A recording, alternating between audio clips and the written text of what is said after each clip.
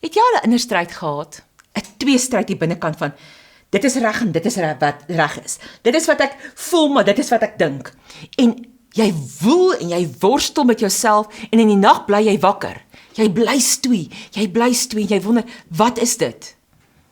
Dit is wanneer jou gees en jou siel met mekaar in stryd kom.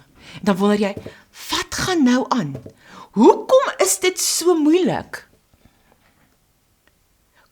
Kom ons kyk, waarmee is jou gees gekoppel en waarmee is jou siel gekoppel? Die oomblik wat jy dit gaan verstaan, dan gaan jy besef hoekom daar 'n tweestryd is. Want het ons 'n gees, ons het 'n siel, ons eie gedagtes is daar en ons het nog ons liggaam ook. Kom ons lees gou Galasiërs 5, vers 16 en 17 en vers 24, dan verduidelik ek verder. Galasiërs 5 vers 16. Maar ek sê, dis Paulus wat skryf, hy sê, wandel deur die gees, dan sal julle nooit die begeerlikhede van die vlees volbring nie. Wow, sukkel jy met vleeslike goed? Dan beteken dit, ons moet die vlees onderworpe kry aan die gees. Let wel, ons moet die gees onderworpe kry.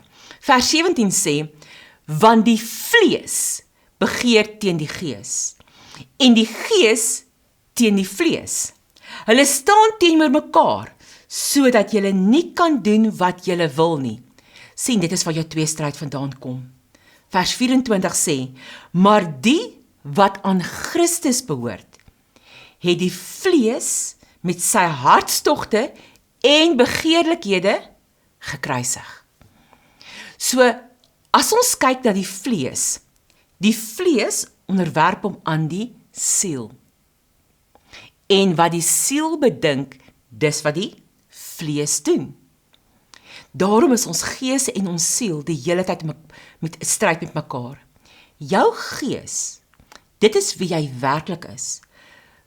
Kyk na wat in die geesteswêreld aangaan, hoor wat in die geesteswêreld aangaan, sien wat in die geesteswêreld aangaan, beleef wat in die geesteswêreld aangaan. Dit is wie jy is. En daarom het jy nodig om die woord van God te lees, want die woord van God is gees. En hy is 'n tweesnydende swaard, en hy skei gees en siel en vlees van mekaar. As ons die woord begin lees, ek het sopas Hebreërs 4 vir jou gekwoteer, as jy die woord lees, dan voed jy jou gees. Jou siel is met die aarde gekonnekt. So, hy's in eenheid met wat in die aarde aangaan, so dit wat jy sien op advertensieborde, dit wat jy lees, die elektronika wat jy kyk, al hierdie goed, beïnvloed jou gedagtegang en jou siel. So, as jy nie jou siel in eenheid bring met jou gees nie, dan gaan jy nie die goddelike kan navolg nie.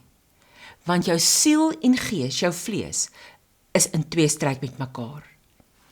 En die grootste wat ons dikwels moet doen, en dit is een van die plekke waar ons so dikwels in vergifnis mee sukkel, dis die tweestryd wat in ons is. Want as dit jou hasie gebeur, en jy vergewe die persoon, jy stap weg, maar binne in jouself bedink jy hierdie dinge, en die gedagtegang speel die hele tyd af.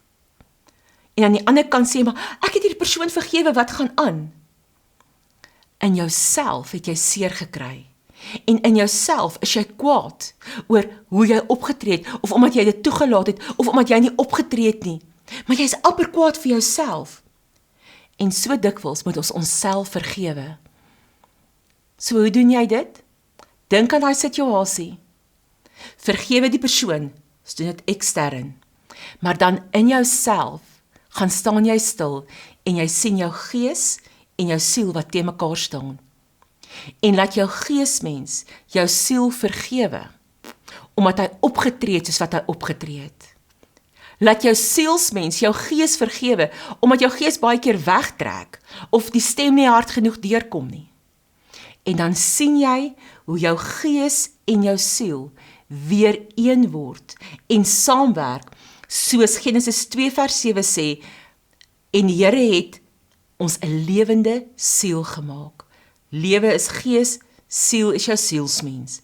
En so bring jy jou gees en jou siel in lyn met die woord van God en jy's vrygespreek van die wêreldse aanslagte. Kom ons stop hierdie tweestryd in onsself.